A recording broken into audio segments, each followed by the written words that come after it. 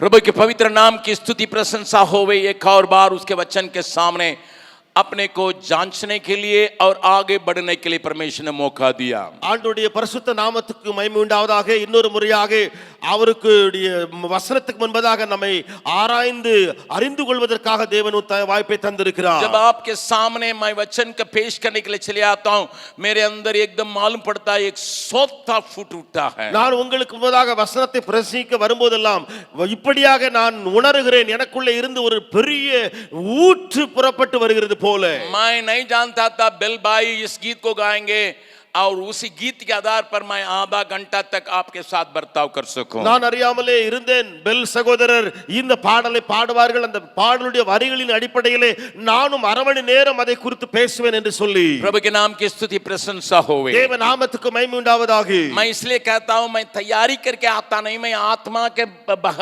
बहने में ही चले जाता हूं. நான் ஏன் சொல்கிறேன் என்று சொன்னா, நான் ஆயத்தப்பட்டு அங்கே இருந்து வருகிறதில்லை, ஆனால் ஆவியானவர் நடத்துகிறதுக்கு என்னை ஒப்புக்கொடுத்து அதிலேயே போக விரும்பி வருகிறேன். आत्मा के खिंचाई में आप चलने के लिए सीखेंगे, आप तैरने वाला जैसा पानी आपको लेके चलेगा. நீங்கள் ஆவியானவருடைய அந்த வழிநடத்திலேயே போக அல்லது அடித்து சொல்லப்பட விரும்புகிறீர்கள் என்று சொன்னால், அந்த தண்ணீர் மேலே மிதக்கிற ஒரு பொருளானது எப்படி தண்ணீரிலே அடித்து கொண்டு போகப்படுகிறதோ அப்படியே நீங்கள் பலத்திலே அடித்து கொள்ள போடுவீர்கள். उसी प्रकार मैंने परमेश्वर की सेवा करने के लिए सीखा है. இப்படித்தான் நான் தேவனுக்கு ஊழியம் செய்ய கற்றேன். अभी मैं शुरू करता हूं. இப்பொழுது நான் ஆரம்பிக்க போகிறேன். हमारे मुद्दे के ऊपर आपका ध्यान को आकर्षित करने के लिए நம்முடைய இந்த கூடுகையின் தலைப்பின் கீழே தியானத்தை வைக்கிறேன். अभी से लेकर मैं आपको इस किताब के अंदर ले जाऊंगा जिस किताब को हम लोग अध्ययन कर रहे हैं, मीका नबी की किताब. நான் இப்பொழுது இருந்து எந்த புத்தகத்தை நாம் தியானித்து வருகிறோமோ அந்த மீகா தீர்க்கதரிசன புத்தகத்திலிருந்து காரியங்களை பார்க்கலாம். कल भाई मरियोस ने बहुत सुंदर तरीका से आपके सामने कुछ बातों को लाया था. நேற்றைய தினத்திலே சகோதரர் மரியூஸ் அவர்கள் அருமையான விதத்திலே இந்த புத்தகத்திலிருந்து சில காரியங்களை கொண்டு வந்தார்கள்.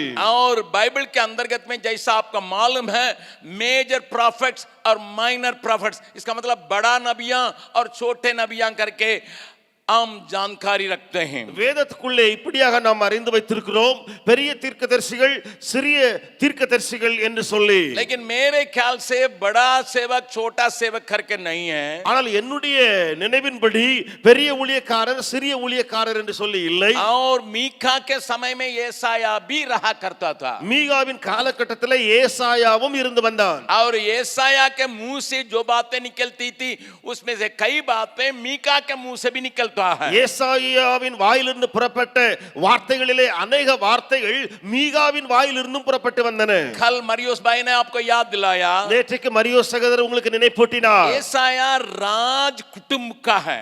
ஏசாயா ராஜ குடும்பத்திலிருந்து வந்திருக்கிறவன். उसिया महाराजा उसका बहुत नजदीक रिश्ता में आता है.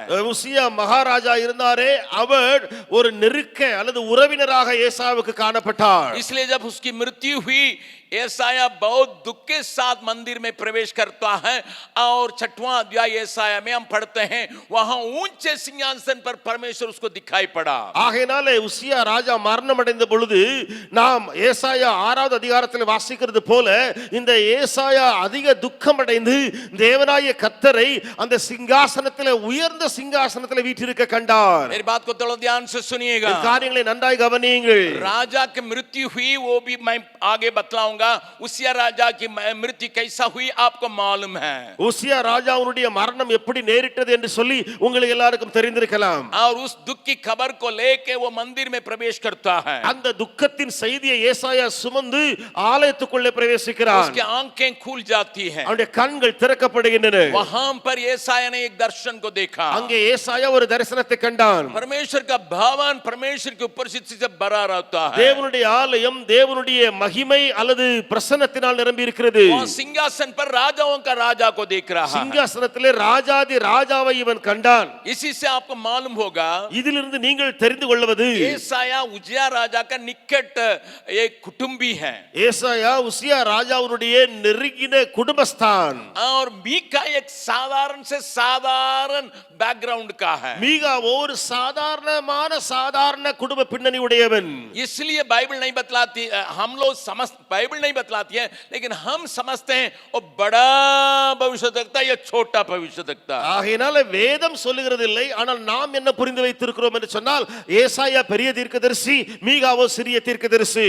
ये हमारे समझ के लिए लोग इस प्रकार बतलाते हैं, நாம் புரிந்து கொள்ளும்படியாக ஜனங்கள் இப்படியாக சொல்லி வருகிறார்கள். लेकिन बाइबल के अंदर कहीं नहीं पाया गया है ये बड़ा परमेश्वर का सेवक, ये छोटा परमेश्वर का सेवक है। ஆனால் வேதத்துக்குள்ள எங்கேயும் காணப்படவில்லை இவர் பெரிய ஊழியக்காரர், இவர் சிறிய ஊழியக்காரர் என்று சொல்லி. प्रभु यीशु ने कहा, ஆண்டவர் இயேசு சொன்னார், अगर तुम सबसे बड़ा बनने के लिए चाहते हो, நீ பெரியவனாக விரும்பினால் सबका सेवक बनो। எல்லாருக்கும் ஊழியக்காரனாய் மாறிவிடு. That is the biblical understanding. ये बाइबल की सिद्धांत है. अगर आप जितना बड़ा होना चाहते हैं, நீங்கள் எவ்வளவாய் பெரியவனாக மாற விரும்புகிறீர்களோ उतने ही सब लोगों के सेवक बनने का आवश्यकता है। அவ்வளவாய் எல்லாருக்கும் ஊழியக்காரராய் நீங்கள் மாற வேண்டும். लीडर्स लोगों को यह सीखने का बहुत जरूरी है। லீடர்களுக்கு இதை கற்றுக்கொள்ள வேண்டிய மிக அவசியம் உண்டு. आपके इन्फ्लुएंस में, आपके देखभाल में, आपके रीच आउट में जितने लोग पाए जाते हैं, उसी के द्वारा आप बड़ा छोटा नहीं माना जाते हैं। உங்களுடைய இன்ஃப்ளூயன்ஸ் அல்லது உங்களுக்கு கீழே இருக்கிற ஜனங்கள், உங்களுடைய சுற்றுப்புறத்தில் இருக்கிற ஜனங்கள், அவைகளை கம்பேர் பண்ணி நீங்கள் பெரியவர்களாக மாறுவதல்ல. किसी को परमेश्वर ने 5 दिया, किसी को 1 ही दिया है। யாரோ ஒருவனுக்கு தேவன் 5 கொடுத்தார், இன்னொருவனுக்கு தேவன் 1 தாலந்தை கொடுத்தார். उस उदाहरण में भी प्रभु ने नहीं कहा ये बड़ा था इसलिए 5 दिया, ये छोटा था इसलिए मैं 1 दिया। नहीं। அந்த ஊமையிலும் கர்த்தர் இப்படி சொல்லவில்லை, இவன் பெரியவனாய் இருந்ததனாலே 5 கொடுக்கப்பட்டது, இவன் சிறியவனாய் இருந்ததனாலே 1 கொடுக்கப்பட்டது என்று சொல்லவில்லை. मीका साधारण आदमी है, மீகா சாதாரணமான மனுஷன். इस कारण से माइनर प्रॉफिट नहीं कहते हैं। இது நிமித்தமாக மைனர் ப்ராஃபட் என்று சொல்லப்பட முடியாது. ஏசாயா का ज्यादा मौका मिला ज्यादा भविष्यवाणी देने के लिए। ஏசாவுக்கு अनेक வருடங்கள், இன்னும் அதிக வாய்ப்புகள், இன்னும் அதிகமான தீர்க்கதரிசனங்கள் உரைக்க கிடைத்தது. मीका का कम समय दिया गया। மீகாவுக்கு குறைந்த காலமே கொடுக்கப்பட்டது. कितना साल आप सेवकाई में करके नहीं गिना जाता है। இவ்வளவு ஆண்டுகள் நீங்கள் ஊழியத்தில் இருக்கிறீர்கள் என்று சொல்லி எண்ணப்படுவது அல்ல. मैं आपको बतलाने के लिए चाहता हूं, உங்களுக்கு நான் சொல்ல விரும்புகிறேன், बाइबल के अंदर आप देखिएगा यूहन्ना बपतिस्मा देने वाला यूहन्ना जो चेला था वो बहुत साल तक जिंदा रहा। நீங்கள் வேதத்துக்குள்ளே பார்க்கும் பொழுது இயேசுவின் சீடனாகிய யோவான் இருக்கிறானே, அவன் अनेक வருஷங்கள் ஜீவித்திருந்தான். कुछ लोग जो बाइबल की जानकारी रखते हैं वे कहते हैं यूहन्ना 160 बरस तक जिंदा रहा। अनेகர் சிலர் வேதத்தை குறித்து அறிவுடையவர்கள் இப்படியாக சொல்கிறார்கள், அந்த யோவான் 160 ஆண்டுகள் அவன் உயிரோடு இருந்தான் என்று. मैं नहीं जानता हूं, எனக்கு தெரியாது அது, परंतु मैं अन्य लोगों की बातों को समझता हूं। ஆனால் பிறருடைய காரியங்களை நான் புரிந்து வைத்திருக்கிறேன். इतिहास बतलाती है यूहन्ना को रोमी सरकार ने बहुत परेशान की। வரலாறு சொல்கிறது யோவானை அந்த ரோம அரசாங்கம் பயங்கரமாய் துன்பப்படுத்தினது. और उसको उबला हुआ तेल में डाले थे, लेकिन वो मरा नहीं है। கொதிக்கிற எண்ணெயிலே தூக்கி அந்த காரியங்கள் யோவானை போட்டார்கள், ஆனால் அவன் சாகவில்லை. इसलिए बदमूस टापू में उसका अकेले छोड़ दिया। ஆகையாலே பத்மு தீவிலே அவன் தன்னந்தனியாய் விடப்பட்டான். 160 बरस में भी वो पत्थर तोड़ने का काम करता था। 160வது வயதிலேயும் கூட கல்லை உடைக்கிற தொழிலை செய்து வந்தான். रोम सरकार ने उसके साथ गलत व्यवहार किया। ரோம அரசாங்கம் அவனோடு கூட தவறாய் காரியங்களை நடப்பித்தது. लेकिन याकूब उसका भाई, अपना भाई, ஆனால் அவனுடைய சொந்த சகோதரனாகிய யாக்கோபு सेवकाई के शुरू में ही हेरोदेस के तलवार में मरा गया। ஊழியத்தின் ஆரம்ப காலத்திலேயே ஏரோதுடைய வாளால் வெட்டப்பட்டான். अनुभव में दोनों के एक ही है। அனுபவம் ரெண்டு பேருக்கும் ஒன்றேதான். लगभग उनका प्रेरित होने का नियुक्ति एक ही दिन में हुआ। அல்லது அப்போஸ்தலனுடைய அந்த அபிஷேகமோ அல்லது அதனுடைய நியமனமோ ஒரே நாளில் ரெண்டு பேருக்கும் உண்டாயிற்று. यीशु के पीछे अनुकरण करने का समय भी एक ही है। இயேசுவுக்கு பின்னால பின்பற்றக்கூடிய காலகட்டமும் ரெண்டு பேருக்கும் ஒரே காலம். कान खोल के सुनना, செவிகளை திறந்து நன்றாய் கேளுங்கள். याकूब और यूहन्ना और पतरस को लेके ही रूपांतर पहाड़ पर यीशु गया। யாக்கோபு யோவான் பேதுருவை அழைத்துக் கொண்டுதான் இயேசு அந்த மறுரூப மலைக்கு போனார். सेवकाई में एक ही अनुभव, ஊழியத்திலே ஒரே அனுபவம் உடையவர்கள்.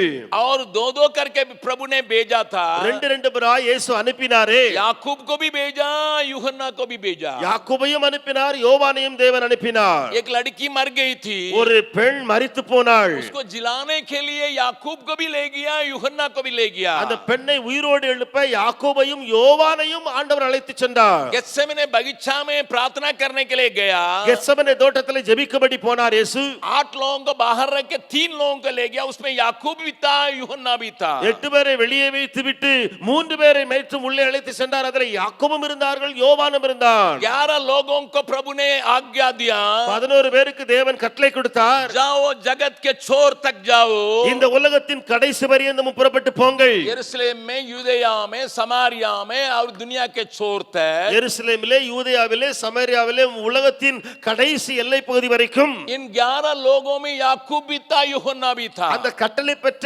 11 பேரிலே யாக்கோபும் இருந்தான், யோவானும் இருந்தான். लेकिन जैसा कलीसिया उत्पन्न हो रही है, ஆனால் எப்படி சபை ஆரம்பிக்கப்பட்டதோ, याकूब को हेरोदेस ने सिर काट दिया। யாக்கோபை அந்த ஏரோதேஸ் தலையை வெட்டி போட்டான். लेकिन हेरोदेस से भयानक सरकार, रोम सरकार आया, ஆனால் ஏரோதை காட்டிலும் பயங்கரமான ஒரு ரோம அரசாங்கம் வந்திருந்தது. और वो यूहन्ना को मारने के लिए चाहे थे लेकिन नहीं हो सका। அவர்கள் யோவானை கொலை செய்ய வகை தேடினார்கள், முடியவில்லை. अगर कोई कहेगा यूहन्ना बड़ा सेवक है, याकूब छोटा सेवक है, मैं उनको कहूंगा मूर्ख, तुमको पता नहीं है। ஒருவேளை யாராவது சொன்னால் யோவான் பெரிய ஊழியக்காரன், அந்த யாக்கோபு சிறிய ஊழியக்காரன் என்று சொல்லி ஏன் முன்னால சொன்னாங்கன்னு சொன்னா நான் சொல்லுவேன், மதிகேடனே, உனக்கு அந்த விஷயம் புரியவில்லை. यूहन्ना और याकूब के लिए सिफारिश करने के लिए उसकी मां चली आई। யோவான் யாக்கோபுக்கு சிபாரிஸ் பண்ணுவதற்காக, ரெக்கமெண்ட் பண்ணுவதற்காக அவர் 2 பேருடைய தாயார் வந்தார்கள். और वो क्या मांगी थी? என்ன கேட்டார்கள் தெரியுமா? आपसे एक विनती है यीशु, இயேசுவே உங்களிடத்தில் வேண்டிக் கொள்ளுகிறேன், जब सिंहासन पर बैठेंगे, நீர் சிங்காசனத்திலே அமரும் பொழுது, आप सिंहासन के ऊपर बैठने के समय मेरा एक बेटा दाहिने, एक बेटा बाएं, என்னுடைய குமாரர்களில் ஒரு குமாரன் உமக்கு வலதுபுறமும் இன்னொரு குமாரன் உமக்கு இடதுபுறமும் இருக்க உதவி செய்யும். वो प्रार्थना नहीं कि यूहन्ना का दाहिने तरफ रखिएगा, याकूब को बाएं तरफ रखिएगा, क्योंकि ये तमिल में अच्छा नहीं है। ये लेफ्ट हैंड है। அதாவது அவள் இப்படியாக இயேசுவினிடத்தில் வந்து விண்ணப்பம் பண்ணவில்லை, யோவானை வலதுபுறத்தில் வையும் யாக்கோபை இடதுபுறத்தில் வையும், ஏனென்றால் யோவான் பெரியவன், அந்த யாக்கோபு சிறியவன் என்று சொல்லி அவள் அப்படி விண்ணப்பம் செய்யவில்லை. जब किसी दो जन एकदम अच्छा से सेवा करते हैं, 2 பேர் ஒரு நல்ல ஊழியம் பண்றாங்கன்னு வச்சுக்கிடுங்க, मिलके काम करते हैं, இணைந்து வேலை செய்கிறார்கள் வைத்துக் கொள்ளுங்கள், हम करेंगे तुरंत ये उनका दाहिना हाथ है। நாம் சொல்லுவேன் இந்த ஆளு எனக்கு அல்லது அவருக்கு வலது கை போல, लेकिन उनकी माँ है, ஆனா தாய் 2 பேருக்கும் தாய் தானே. छोटा बच्चा के लिए कुछ और नया बड़ा बेटा के लिए कुछ नहीं रख सकती है। சின்ன பையனுக்கு ஒண்ணு அல்லது மூத்த பையனுக்கு அந்த தாய் வேற மாதிரி மாறிடுவாளோ? இல்லை. तमिल में एक कहावत है, एक आंख में मक्खन दूसरा आंख में चूना। தமிழ்ல இப்படியாக ஒரு சொற்றொடர் பழமொழி சொல்லுவாங்க, ஒரு கண்ணுல வெண்ணெய் இன்னொரு கண்ணுல சுண்ணாம்பு. ऐसे रखेंगे? அப்படி வைப்பாங்களா? माँ है, அது தாய் ஆயிடுச்சு. उसका प्यार दोनों के लिए है। 2 பேருக்கும் தாய் அன்பு பொழியும். दाहिना बाएं रखिए आप अपने मन से, लेकिन रख लीजिए। வலது இடதுபுறம் வைங்க, நீர் என்ன விரும்புகிறீரோ அதை செய்யுங்க, ஆனா வச்சிருங்க. बगल वाला का हाथ पकड़ बोलिए, பக்கத்துல கரங்களை பிடித்து சொல்லுங்க, रिकमेंडेशन भी बराबर ही मिला है। ரெக்கமெண்டேஷனும் சமமா தான் கிடைச்சிருக்கிறது. लेकिन मनुष्य का स्वभाव है, ये बड़ा आदमी है, ये छोटा आदमी है। ஆனா மனிதன் சுபாவம் என்ன, இவன் பெரிய ஆளு இவன் சிறிய ஆளு. हम लोग भी कभी कभी आप बड़ा आदमी ना भाई, சிலர் நாம சொல்ல நீங்க பெரிய ஆளு இல்லையா, हमसे भी कहते हैं बड़ा आदमी ना। என்னை பார்த்து சொல்லுவாங்க நீங்க பெரிய ஆளு இல்ல. अरे बुड्ढा 51 साल का पूरा कर लिया, अभी 52वां साल में सेवा कर रहा है। ஐயா நான் ஒரு வயதான கிழவன், நான் 51 ஆண்டுகளை ஊழியத்தில் நிறைவேற்றிட்டு இப்பொழுது 52வது ஆண்டுக்குள்ள அந்த ஊழியத்தில் பிரவேசித்து இருக்கிறேயா. और एक और मिशनरी के बारे में मैं पढ़ता हूँ, இன்னொரு மிஷனரி குறித்து நான் வாசிக்கிறேன். जो इंग्लैंड देश में उसकी लड़की के साथ मंगनी हो चुकी थी। இங்கிலாந்து தேசத்திலே அவருடைய மகளோடு கூட மணத்துக்காக மணப்பெண்ணுக்கு என்கேஜ்மெண்ட் ஆயிடுச்சு, மணப்பெண்ணுக்கு அந்த ஆளோடு கூட என்கேஜ்மெண்ட் நடந்திருந்தது.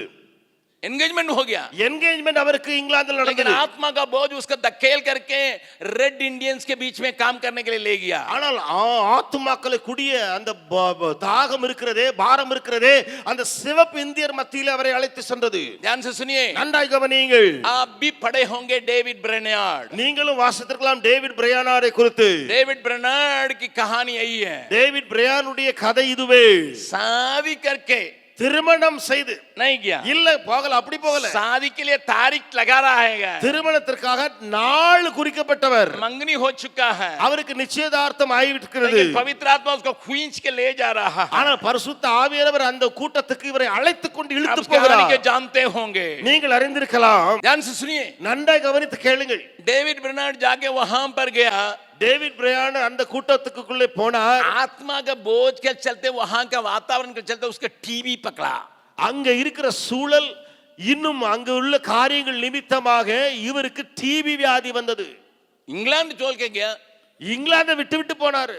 वहां गंदा वातावरण है, அங்கே மாசுபடிந்த மோசமான சூழல், सब लोग पियक्कड़ है, எல்லாரும் குடிகாரர்கள். वहां जाके उसने कुछ दिन ही सेवा कर सका। அங்கே போய் அவர் சில நாட்கள் தான் ஊழியம் செய்திருப்பார். दौड़ दौड़ के सेवा किया, रात भर प्रार्थना करता था। ஓடி ஓடி பகல்ல ஊழியம் செய்து இரவு முழுவதும் ஜெபித்து வந்தவர். उनके बीच में एक ही दिन में 2000 लोग प्रभु में आए। அவருடைய கூட்டத்திலே ஒரு நாளிலே 2000 பேர் இயேசுவை ஏற்றுக்கொண்டிருந்தார்கள். वो भी मंच लगा के नहीं, அதுவும் மேடையெல்லாம் போட்டு அல்ல, और माइक सिस्टम और म्यूजिक सिस्टम रख के नहीं, மைக் எல்லாம் மியூசிக் சிஸ்டம் எல்லாம் வைத்து அந்த கூட்டம் அல்ல.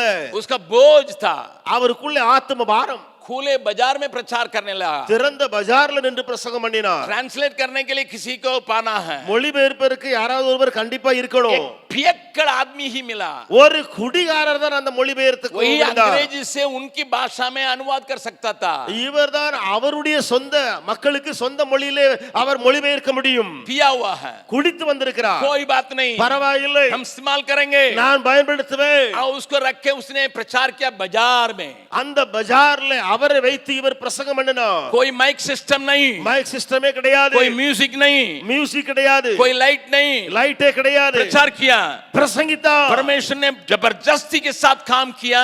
தேவன் வலுவான கிரியை நடப்பித்தார். एक ही दिन में 2000 लोग प्रभु का ग्रहण ஒரே किए। நாளிலே 2000 பேர் இயேசுவை ஏற்றுக்கொண்டார்கள். एक ऊंचे ताली बजा के परमेश्वर को धन्यवाद करें। உயரமாய் கரங்களை தட்டி ஆண்டவருக்கு மகிமை मेरी செலுத்தலாமா? बातों को थोड़ा ध्यान से सुनिएगा। என் காரியங்களை கவனித்து கேளுங்கள். और वहां पे அங்கே प्रार्थना करने के समय खून खून उल्टी किया। அங்கே ஜெபிக்கும் பொழுது இரத்த வாந்தியாய் அவர் எடுத்தார். 26 उम्र में मर गया। அவர் 26வது வயதிலேயே இறந்து போனார். He died at the age of 26. वो मरा 26वां उम्र में. यहाँ लड़की ऐसे ही रह गई, ஆனால் அங்கே பெண் அங்கே காரியம் முடிந்திருக்கிறது, அப்படியே இருந்து விட்டாள். कानों को खोल के खोजिएगा। நல்லாய் செவிகளை திறந்து கேளுங்கள். उसको शरीर को इंग्लैंड में लाके அவருடைய சரீரத்தை இங்கிலாந்துக்கு கொண்டு வந்தார்கள் दफनाने के लिए। அவரை அடக்கம் பண்ண. लड़की बोली मेरी एक ही इच्छा है, அந்த பெண் சொன்னால் எனக்கு ஒரே விருப்பம், ऐसे पवित्र आदमी परमेश्वर का आदमी के साथ मैं गाड़ा जाने के लिए चाहती हूं।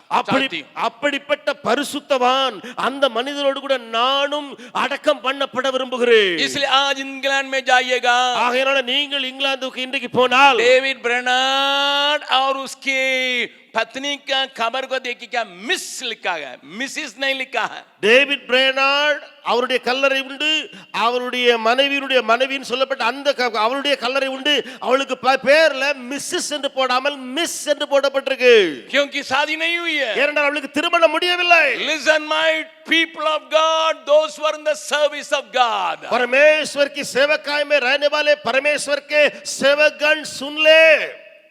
सिटी स्टड जो क्रिकेट का कैप्टन था, கிரிக்கெட்டுடைய கேப்டனாக இருந்தார். इंग्लैंड देश का क्रिकेट का कैप्टन था, இங்கிலாந்து தேசத்தினுடைய கிரிக்கெட் கேப்டனாக இருந்தவர். और अपना संपत्ति को सबको बांट दिया। தன்னுடைய சொத்தை எல்லாம் எல்லாருக்கும் பகிர்ந்து கொடுத்தார்.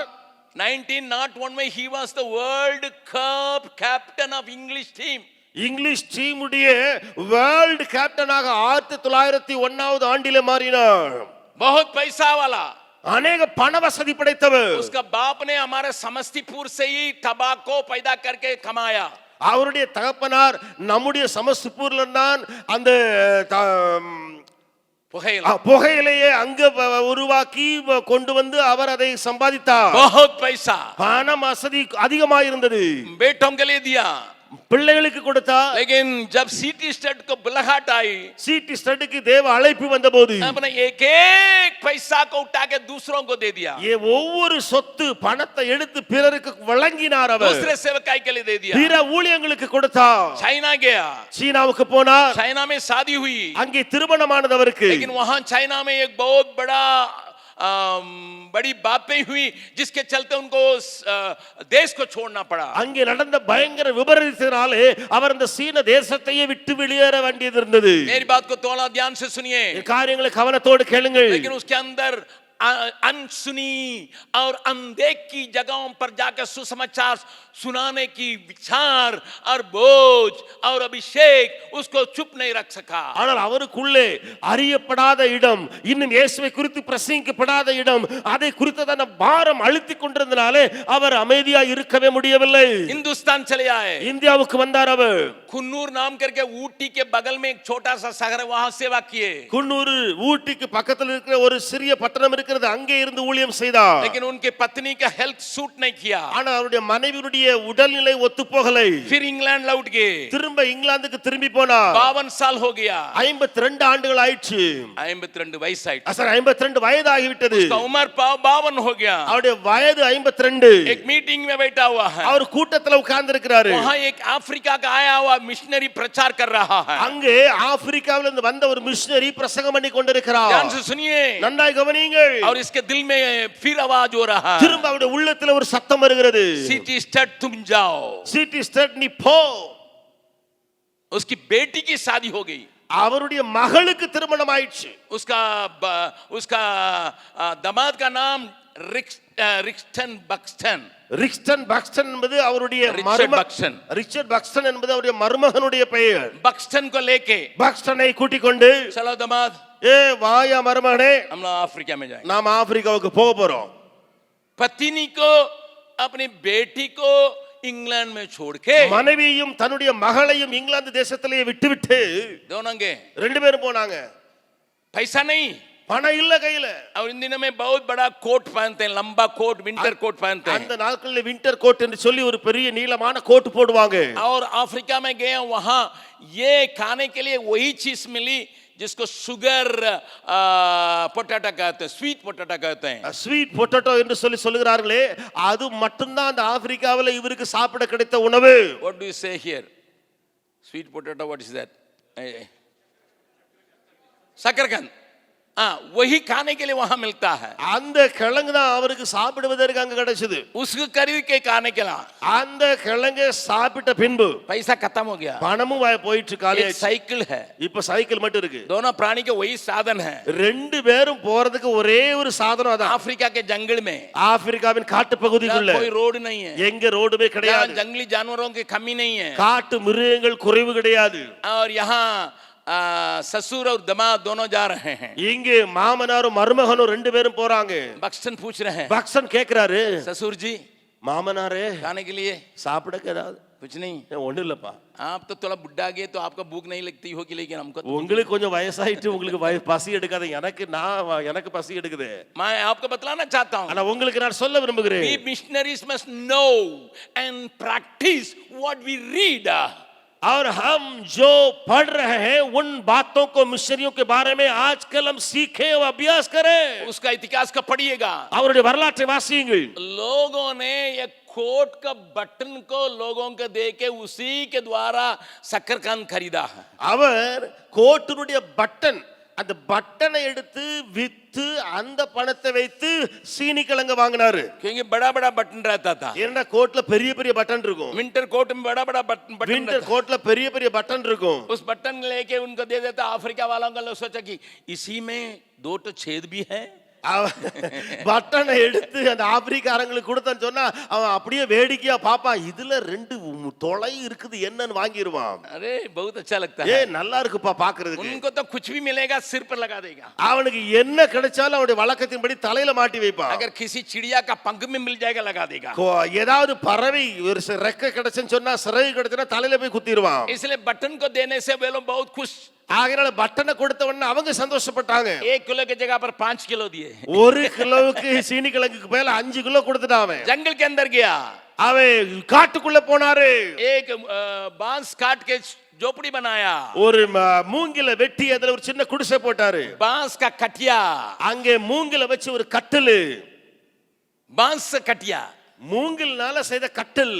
मच्छर इतना मोटा मोटा, அங்க கொசுவை பாத்தீங்கன்னா இவ்வளவு பெரிய பெரிய கொசு. लेकिन इंग्लैंड से मच्छरदानी ले गए थे, இங்கிலாந்துல இருந்து பெரிய கொசுவலையை கொண்டு போயிருந்தாரு. खाने के लिए शकरकंद, சாப்பிடுவதற்கு சீனிக்கிழங்கு, कोई दूसरा खाना नहीं, வேற ஒரு சாப்பாடும் கிடையாது. जंगल के बीच में उसने झोपड़ी बना के उसमें लिखकर टांग दिया बकिंगहाम पैलेस. அந்த காட்டு பகுதிக்குள்ள குடிசையை கட்டி வெளியில ஒரு போட்டு விட்டாரு, பக்கிங்ஹாம் பேலஸ் என்று எழுதி வச்சிட்டாரு.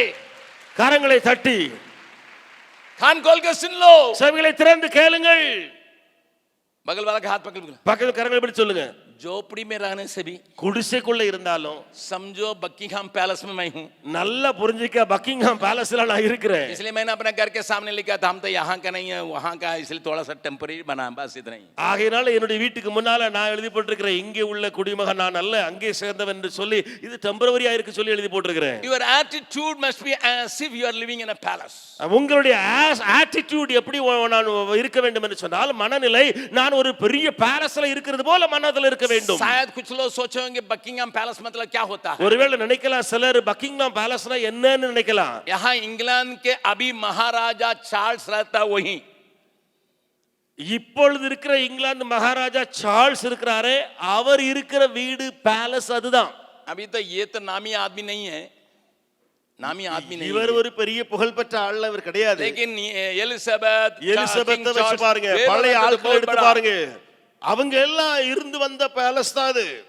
उसी पैलेस का बकिंगहाम पैलेस कहते हैं. அந்த அரண்மனையை சொல்லுவாங்க பக்கிங்ஹாம் பேலஸ் என்று சொல்லி. अभी सिटी स्टेट का कहां पर पैलेस है? இப்பொழுது சிட்டி ஸ்டேட்டுடைய பேலஸ் எங்க இருக்குது? जंगल में, காட்டுக்குள்ள, झोपड़ी में, குடிசையில. लेकिन बोर्ड में क्या लिखा? ஆனா வெளியில போர்டு என்ன போட்டிருக்குது? कटिया किसका?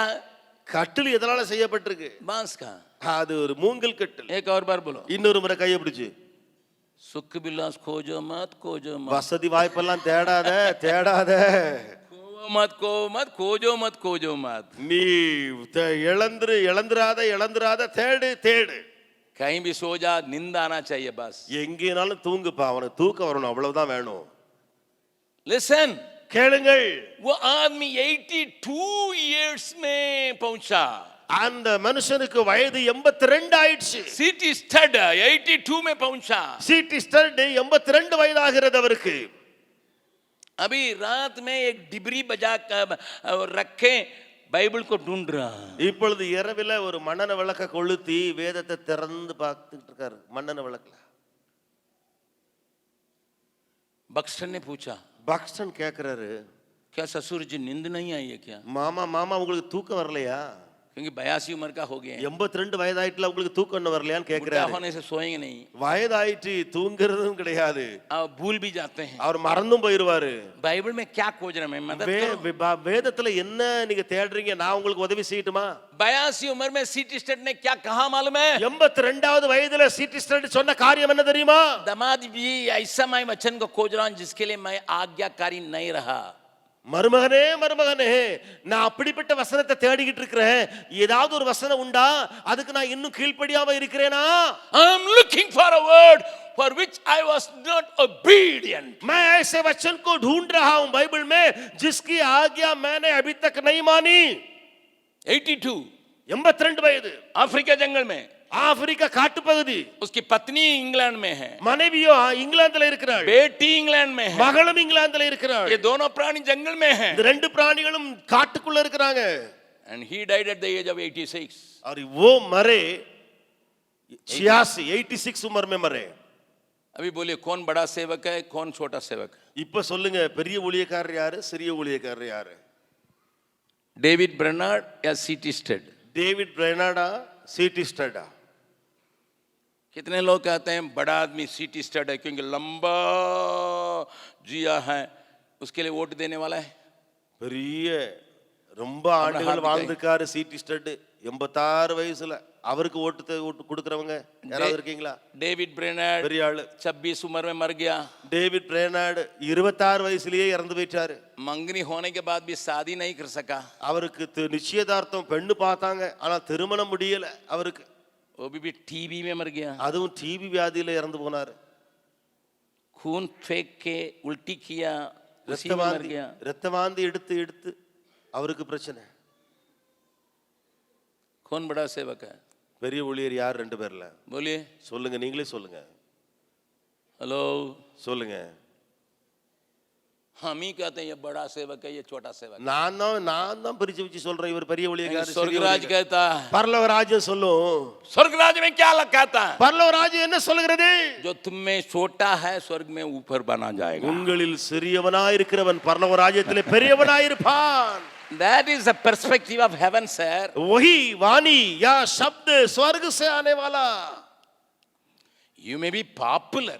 நீங்க பாப்புலரா இருக்கலாம், You may be popular. आप पॉपुलर हो सकते हैं, But heaven doesn't count big, small. हम कहते हैं ये बड़ा सेवक है, ये तो आडी कार में आएंगे तब बड़ा सेवक है. ஆடி கார்ல வர்றாரு, ஆகையினால இவர் பெரிய ஊழியக்காரர். நாம பிரிச்சு ये வச்சிருக்கோம். बोलेरा में आ रहा है, ये छोटा सेवक है. बोलेरा வண்டியில வர்றவர் சிறிய ஊழியக்காரர். ये नानो में आ रहा है, इसलिए बहुत छोटा सेवक है. ஏ நானோ வண்டியில வர்றாரு, ஆகையினால சின்ன சிறிய ஊழியக்காரர். ये साइकिल भी नहीं रखा, ये बहुत छोटा. இவருக்கு சைக்கிள் கூட கிடையாது, இவர் ஏகப்பட்ட சிறிய ஊழியக்காரர். बगल वाला का हाथ पकड़ के பக்கத்துல உள்ளவங்களை பார்த்து கையை பிடிச்சு சொல்லுங்க, पूछिए, கேளுங்க, कौन आपको न्याय ठहराया? உங்களை யாரு நியாயம் தீர்க்க சொன்னாரு? நீங்க யார் நியாயம் தீர்க்கிறீங்க? आपको कौन न्यायाधीश बनाया? உங்களை யாரு நியாயாதிபதியா உட்கார வச்சது? बाहर नहीं कहते होंगे लेकिन भीतर रखते हैं, मैं इतना बड़ा आया हूं, मुझे इज्जत नहीं मिला है. வெளியில ஒண்ணு வாயை திறந்து சொல்ல மாட்டீங்க, நான் உள்ள இவ்வளவு பெரிய ஆளா நான் வந்திருக்கிறேன், எனக்கு யாரும் மரியாதையே கொடுக்கறதே கிடையாது, கனம் பண்றது கிடையாது, கனம் பண்றது கிடையாது. तमिलनाडु में जाइएगा, पास लोग कहते हैं हमको கனம் படுத்த மாட்டேங்கிறாங்க, என்ன கனப்படுது, என்ன கனப்படுத்த, நீ இருக்கிற கனம் போதாதா? चुप, जांचिए, वचन को देखो, வசனத்தை பாரு, इसी आईना में अपने को देखो. இதே கண்ணாடியில ஒன்ன வச்சு பாரு. लेकिन कल भाई मरियोस ने एक सुंदर बात को कहा. ஆனால் நேற்றுக்கு சகோதரர் மரியோஸ் ஒரு அருமையான காரியத்தை சொன்னார். उन छोटे भविष्यवक्ता का मुंह से, அந்த சிறிய தீர்க்கதரிசியின் வாயிலிருந்து, छोटे गांव बेतलहम से जीवन का रोटी निकलेगा करके भविष्यवाणी हो सकता है. சிறியதா இருக்கிற பெத்லகேமில் இருந்து ஜீவ அப்பமாகிய இயேசு வருவார் என்று சொல்லி தீர்க்கதரிசனம் உரைக்கப்பட்டது. हालेलुया. ஹalleluya. एक और बात को मैं यहां जोड़ने के लिए चाहता हूं. இன்னொரு காரியத்தை நான் இங்கே சேர்த்து சொல்ல விரும்புகிறேன். पंडित लोग पढ़े लिखे लोग थे, பண்டிதர்கள் படித்தறிந்தவர்கள் இருந்தார்கள். शास्त्री लोग ताराओं को देख के समझ गया एक राजा पैदा हुआ. சாஸ்திரிகள் எல்லாரும் நட்சத்திரத்தை கண்டு புரிந்து விட்டார்கள், ராஜா பிறப்பா. बहुत पढ़े लिखे थे, இன்னும் அதிகமாய் அவர்கள் படித்தவர்கள். हेरोदेस के महल में आ रहे हैं. ஏரோது அரண்மனைக்கு போனார்கள். राजा कहां है? ராஜா எங்கே? हेरोदेस का पता नहीं चला. ஏரோதுக்கு ஒண்ணும் தெரியல. बाइबल बतलाती है पूरा महल, राजमहल जो है घबराने लगा. வேதம் சொல்கிறது அரண்மனையே கலங்கி போயிற்று. याजकों को बुलाया, அவன் ஆசாரியர்களை கூப்பிட்டான், न्याय शास्त्रियों को बुलाया. நியாயாதிபதிகளை கூப்பிட்டான், சாஸ்திரிகளை கூப்பிட்டான். कहां पर राजा पैदा हो तुम्हारा? எங்கே அந்த ராஜா பிறப்பார் சொல்லுங்க. वे लोग बोलने लगे बेतलहम में. அவர்கள் சொன்னார்கள் பெத்லகேமிலே பிறப்பார். कैसा मालूम भैया? எப்படி ஐயா தெரியும்? எப்படி தெரியும்? कैसा मालूम? எப்படி தெரியும்? मीका नाम करके ये एक छोटा आदमी था. மீகா என்று சொல்லி ஒரு சிறிய ஆள் இருந்தாயா, वही कह के गया. அவன் தான் போய் சொல்லிட்டு போயிட்டான். ஏசாயா बड़ा था. ஏசாயா பெரிய ஆளு. ஏசாயா यीशु मसीह के दुख के बारे में लिखा. ஏசாயா இயேசு கிறிஸ்துவினுடைய துக்க பாடுகளை குறித்து எழுதியிருக்கிறார். ஏசாயா ने यीशु मसीह एक कुंवारी के पेट से जन्मेगा करके लिखा. ஏசாயா கன்னிகையின் வயிற்றிலே பிறப்பார் என்று சொல்லி எழுதி வைத்திருக்கிறார். यीशु मसीह शांति का राजकुमार करके लिखा. இயேசு கிறிஸ்து சமாதான பிரபு என்று சொல்லி ஏசாயா எழுதி வைத்தார். मैं अब आगे के सेशन में मैं बोलूंगा, ये भी कहा है कि उसको मैं बाद में बताऊंगा, लेकिन मैं आपसे कहने के लिए चाहता हूं, ஆனால் வரப்போற செஷன்ல இதையும் சொன்னார் என்று சொல்லி சொல்லுவேன். ஆனால் இப்பொழுது சொல்ல விரும்புகிறேன், don't think you are small. आप ना सोचें कि आप छोटे हैं. Don't think you are small. आप ना सोचें आप छोटे हैं. You will be a guiding light for great learned people. आप पढ़े लिखे लोगों के लिए एक रोशनी पहुंचाने लायक एक बत्ती बनेंगे. कितने लोग विश्वास करते हैं? எத்தனை பேர் விசுவாசிக்கிறீர்கள்? मुझे दुनिया छोटे समझने पाए, உலகம் என்னை சின்னவனாய் நினைத்து போகட்டும். लेकिन मैं पढ़े लिखे लोगों को अगुवाई करने के लिए मुझे परमेश्वर इस्तेमाल कर सकता ஆனால் है। நான் படித்தவர்களை வழி நடத்த தேவன் என்னை பயன்படுத்த போகிறார். हालेलुया। ஹalleluya. बगल वाला का हाथ पकड़ के बोलना, பக்கத்துல உள்ள கரங்களை பிடித்து சொல்லுங்க, अपने को छोटे क्यों समझते हो? உன்னை ஏன் சின்ன ஆளு நினைச்சிட்டு अरे இருக்கற? तुम पढ़े लिखे लोगों को अगुवाई कर सकते हो। ஏடி படித்தவர்களுக்கும் வழி நடத்த முடியுமே. कल मरियोस भाई ने एक और बात को कहा, நேற்று மரியோ சகோதரர் இன்னொரு காரியத்தை சொன்னார். यूनाइटेड नेशंस का बिल्डिंग में ये लिख कर टंगा है, யுனைட்டட் நேஷன்ஸ் பில்டிங்ல இதை எழுதி வைத்திருக்கிறார்கள். जिस भविष्यवाणी मीका के मुंह से निकला। அந்த தீர்க்கதரிசன வார்த்தைகள் மீகாவுடைய வார்த்தை வாயிலிருந்து வந்தன. Listen my people of God, मेरे परमेश्वर के लोगों सुने, मैं अपने को कभी छोटा नहीं समझता हूं, நான் என்னை ஒருபோதும் சிறிய ஆளு நினைக்கிறது கிடையாது. मैं अपने को बड़ा भी नहीं समझता हूं, நான் என்ன பெரிய ஆளு நினைக்கிறது கிடையாது. मैं छोटा भी नहीं हूं। சின்னவன் நினைக்கிறது கிடையாது. अगस्तिन जबकुमार है, அகசின் ஜெபகுமார் बगल அவ்வளவுதான். वाला से बोला तुम अपने को समझो बस। நீ ஒன்ன மாதிரி நினைச்சுக்க அவ்வளவுதான். अगस्तिन जबकुमार के बराबर में अपने को तुलना करके धोखा मत खाओ। அகசின் ஜெபகுமாருக்கு ஒப்பிட்டு நீ ஏமாந்து போயிராத. समझ में आया? புரிய வருகிறதா? बगल वाला से पूछिएगा, பக்கத்துல பார்த்து கேளுங்க, कुछ समझ में आता है? ஏதாவது புரியுதான்னு கேளுங்க. सेवकाई में इसका रिफ्लेक्शन होगा? ஊழியத்துல இதை பிரதிபலிப்பீங்களான்னு கேளுங்க. बहुत भाई लोग हैं इसलिए मुझे बड़ा भैया बोलते हैं, बस इतना। அநேக சகோதரர்கள் இருக்கிறார்கள், ஆகையினால என்ன பெரியண்ணன்னு சொல்லுவாங்க. किसको लेके? எதை வச்சு? என் தலை கலர், बोलिए। முடி கலரை வச்சு. आप अपना बाल पकड़ के बगल वाला को बोलिए, உங்க தலை முடியை பிடிச்சு பக்கத்துல பார்த்து சொல்லுங்க, इसको दिखा के ही लोग बोलते हैं बड़ा हूं। இதை வச்சுதான் சொல்லுவாங்க இவங்க வயதாயிட்டு பெரிய ஆளுன்னு சொல்லி. தமிழ்ல இன்னும் கொஞ்சம் கொச்சையா சொல்லலாம், மயிரை வச்சு தான் சொல்றான் பெரியவன்னுட்டு। बाल को रखे ही बड़ा छोटा कहा जाता करके तमिल में बोलते हैं. बाल को दिखाई क्या क्या कहता, बड़ा भैया है, मुड़ी मैं बड़ा தலை भैया। மயிரை வச்சுதான் சொல்லுவாங்க பெரிய ஆளு வயதான ஆளு, बड़े अंकल। பெரிய अंकल. अगर बाल नहीं पकता मैं काला करके आता तो आप लोग कहते छोटा अंकल। ஒருவேளை வெள்ள முடி ஆகல, நான் நல்ல மைய அடிச்சிட்டு வந்தேன்னு சொன்னா சொல்லுவாங்க சின்ன அங்கிள்னு சொல்லி. हमारे हाथ में छोटे बच्चे आते हैं, என்னுடைய வளாகத்துல சின்ன சின்ன பிள்ளைங்க எல்லாம் வருவாங்க. उनका ताता मेरे मुझसे 10-15 साल छोटा होंगे। ஒருவேளை அவருடைய தாத்தா என்னுடைய வயதை காட்டிலும் 15 ஆண்டுகள் சிறியவரா இருப்பாங்க. वो उनको अपने छोटे पोते के लेके आते हैं। அந்த தாத்தா வந்து தன்னுடைய பேர பிள்ளையை கூட்டி வருவாரு. ताता पूछते हैं, அந்த தாத்தா கேட்பாரு, ये कौन है? இவர் யாரு? बड़े अंकल है। बड़े अंकल है. अरे मैं कौन हूँ? நான் யாரு அப்போ? आप तो ताता है। நீங்க தாத்தா. अरे ये हमसे 15 साल बड़े हैं, இவர் என்னை காட்டிலும் 15 வயது கூடன ஆளு, उनको ताता कहना। அவரை தாத்தா சொல்லுவாங்க. लेकिन छोटे बच्चे यहाँ कहते हैं ஆனா சின்ன பிள்ளைங்க இங்க அப்படிதான் சொல்லுவாங்க. ना ना ना, நான் இல்ல தாத்தா இல்ல, वो बड़े अंकल है। அவங்க பிக் அங்கிள் சொல்லுவாங்க. आप बुढ़ा हो गए ताता है। நீங்க வயதாகி போயிட்டீங்க தாத்தான்னு சொல்லுவாங்க. अगर मैं काला करके आता वे लोग बोलेंगे पप्पा से भी छोटा चाचा बोलेंगे। ஒருவேளை நான் முடியெல்லாம் கருப்பாக்கிட்டு வந்தேன்னு சொன்னா அப்பாவை காட்டிலும் தம்பியை சொல்லுவாங்க, சித்தப்பான்னு சொல்லுவாங்க. कोई पूछेगा मेरा पापा का छोटा भाई है, அவங்க சொல்லுவாங்க என்னுடைய அப்பா தான் பெரிய ஆளு, இவர் சித்தப்பான்னு சொல்லுவாங்க. क्योंकि मेरा पेट तो बड़ा नहीं है ऐसा। ஏனென்றால் என்னுடைய வயிறு இவ்வளவு பெரிதா ஒண்ணு மாறல. मैं आर्च बिशप अभी तक नहीं நான் हुआ। ஆர்ச் பிஷப்பா இன்னும் நான் மாறவே இல்லை. मैं अभी भी जवान जैसा बोल सकता हूँ। நான் இப்பொழுது வாலிபனாக சுற்றி திரிய முடியும். अगर आप बैठने के लिए तैयार, मैं 8 घंटा लगातार बोलने के लिए तैयार। நீங்க உட்கார்றதுக்கு ஆயத்தமா இருந்தால் 8 மணி நேரம் நான் தொடர்ந்து பேசுவதற்கு ஆயத்தமா இருக்கிறேன். कालेब जैसा मैं कह सकता हूँ, நான் சொல்ல முடியும் இப்படியாக, युद्ध के लिए आने जाने के लिए अभी भी ताकत है। நான் யுத்தத்திற்கு போய் வருவதற்கு இன்னமும் எனக்கு சரீர பலன் உண்டு. मेरा कहने का मतलब, बगल वाला से बोले मेरे बाल को लेके आप मेरा नापिए मत। பக்கத்துல பார்த்து சொல்லுங்க, என்னுடைய தலைமயிரை வச்சு என்னை அளந்து பாத்துறாதீங்க. நான் தமிழ்ல சொல்றேன், தமிழ் வாழ சொல்லுங்க, மயிரை வச்சு என்னை அளந்துராதீங்க ஐயா, என் உயிரை வச்சு அளங்க ஐயா, என் முடிய வச்சு அல்ல, என்னுடைய உயிரை வச்சு அளங்க ஐயா। मेरे बाल को लेके नहीं, मेरे अंदर का जान को लेके मुझे नाप लीजिएगा। हम ये मैं टॉपिक केवल मीका नबी के शुरुआत की बात में ही रह गया, मैं शुरू नहीं किया। अगले चाय पी के आएंगे, शुरू करेंगे, जल्दी आइएगा, प्रभु आपके सहायता करने पाए। आमीन। आइए हम हाथ उठा के बढ़ेंगे। हे प्रभु, मैं बाहरी रूप को देख के किसी का नापने ना पाऊं। ஆண்டவரே வெளிப்புற தோற்றத்தை பார்த்து யாரையும் நான் அளந்து போட்டு விட கூடாது. सामुएल नापा था, சாமுவேல் அவன் அளந்தான். अभी बाइल हो जा सकते हैं। सामुएल नापा था, சாமுவேல் அப்படித்தான் பார்த்தான். सामुएल नापा था, சாமுவேல் அப்படித்தான் बाहरी बातों को देख के வெளிப்புற नापने தோற்றத்தை लगा। பார்த்து அளந்து பார்த்தான். लेकिन जंगल में रहने वाला सबसे छोटा फेंका हुआ दाऊद ही तेरे चित्त में है। அதாவது வெளியிலே தூக்கி வீசப்பட்ட காட்டுக்குள்ள இருந்த அந்த தாவீது தான் அப்படியாக அவன் காணப்பட்டான். अपनी मर्जी से चलता रहा,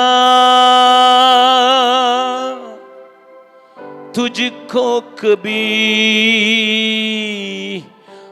अपना न कहा,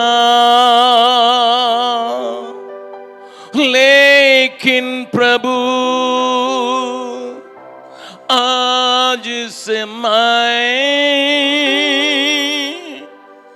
तेरे क्रूस को ले लेता हूँ, तेरी इच्छा पूरी हो जा, तेरे